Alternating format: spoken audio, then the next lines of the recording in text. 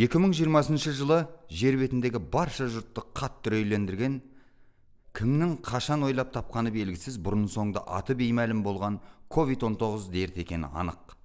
Айналаң ұры болған соң адалдан бір мал соймайсың деп Есенқұлақын айтпақшы, жер бетін жаулаған бұл індет Қазақстанға да соқпай кеткен жоқ.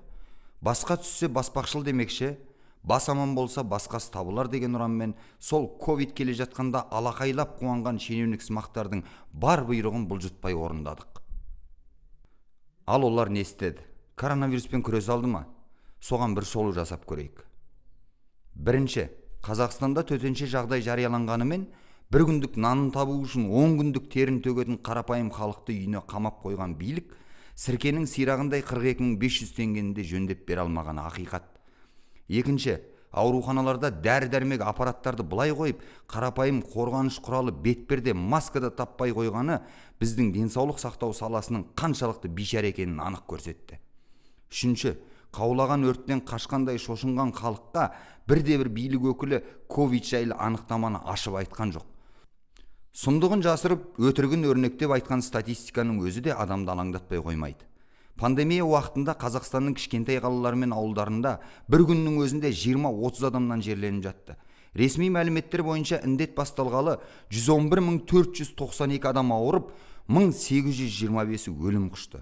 Кейінгі бір тәулікте 392 адам ковид індетін жұқтырып, 2 өлім жағдайы тағы тіркелді. Қайта шапқан жау жаман, қайта туған дау жаман демекші, алда екінші толқын келе жатыр деген қорқынышты жаңалық күн сайын жақындап келе жатқандай. Қазан айының 1-нен бастап Шығыс Қазақстан облысы қайтадан қатаң карантинге жабылмақ. Осы орайда еріксіз екі сұрақ туындайды. Біріншісі, егер Қазақстанда шынымен індеттің екінші толқыны келе жатса, неліктен бір облыс жабылып, екінші облыс ашық қалады? Ашық қалғаны былай тұрсын, керісінше үлкен қалаларда бұған дейін жабық болған кинотеатр, мешіт, театр, сауда орындары, бір сөзбен айтқанда көпшіліктің жиі жиналатын жерлері неге ашылып жатыр?